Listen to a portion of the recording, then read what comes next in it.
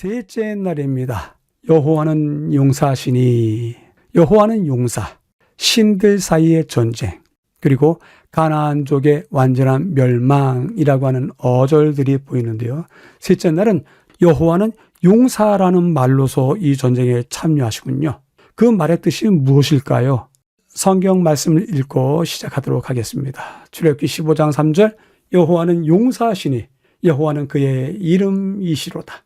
여호와여, 주의 오른손이 권능으로 영광을 나타내시나이다.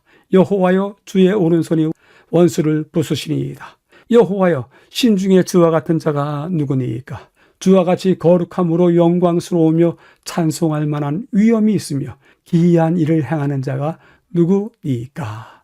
세 절 모두 특성이 하나 있는데요. 여호와여라고 하는 부르짖음으로 시작합니다. 그 중에 특별히 3절이 여호와는 용사이심을 고백하고 있습니다. 여호와는 용사라는 말 용기가 생기지 않습니까?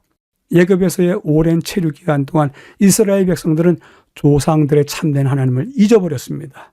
광야의 여정에서 여러 사건이 보여주듯이 아브라함, 이삭, 야곱의 하나님에 대한 그들의 지식은 희미해졌고 이교적인 요소들이 그들 종교 생활 가운데 섞여 들어왔습니다.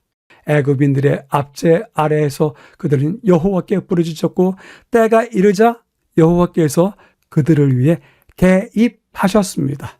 개입하시는 모습이 바로 용사의 첫 모습이 아닌가 생각이 듭니다.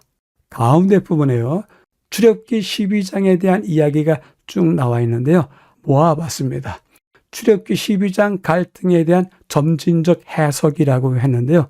출애굽기 12장에 모세와 바로가 갈등을 겪게 됩니다. 그 갈등의 모습이 마지막 재앙, 유월절 출애굽으로 보여지게 되는데요. 출애굽기 12장은 모세와 바로의 갈등으로만 끝나는 것인가?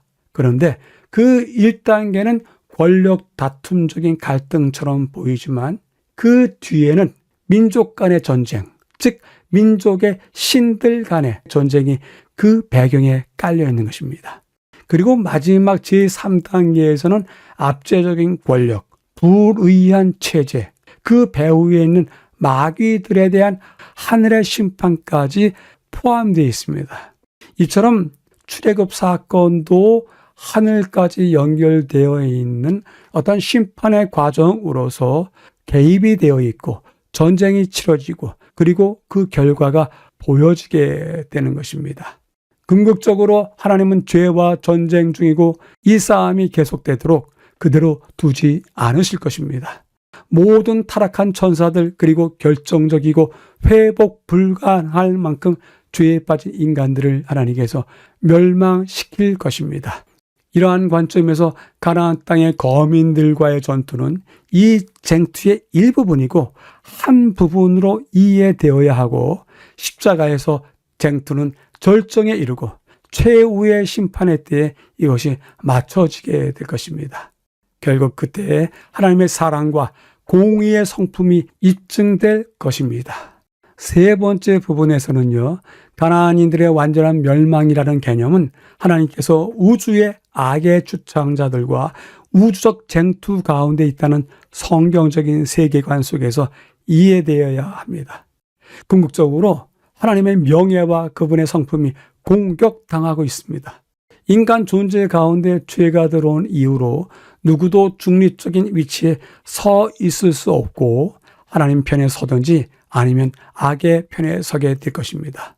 이러한 배경을 염두에 둔다면 가나안 사람들의 멸망은 최종 심판을 미리 보는 것으로 이해할 수가 있습니다. 교훈은 다음과 같이 이야기합니다.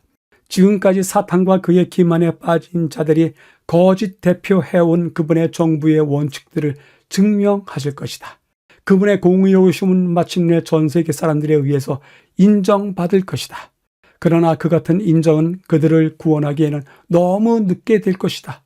그분의 위대한 계획이 완전한 성취를 향하여 한 걸음씩 전진할 때 하나님께서는 온 우주의 동조와 시인을 받으시며 반역자들을 최종적으로 멸망시키실 때에도 온 우주의 찬동과 시인을 받을 것이다 전하고 있습니다.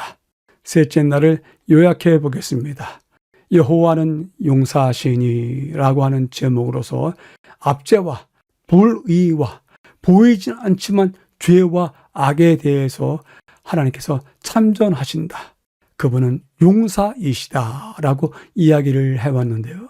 하나님께서 용사이시다라고 하는 그 용사의 이름을 들으시는 첫 번째 이유가 바로 부르짖음에 듣고서 개입하시는 것, 참전하시는 것 때문에 그분은 용사이십니다. 그 용사께서 신들의 전쟁을 통해서 압제와 권력과 마귀들과 불의와 거짓을 심판하실 것입니다.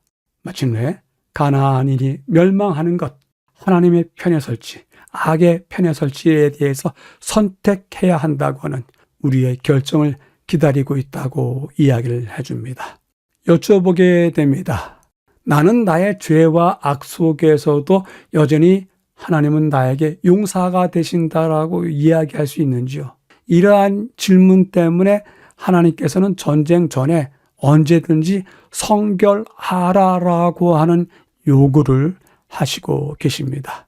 이 질문과 대답 속에 우리의 품격에 전환이 있게 되기를 기대해 봅니다.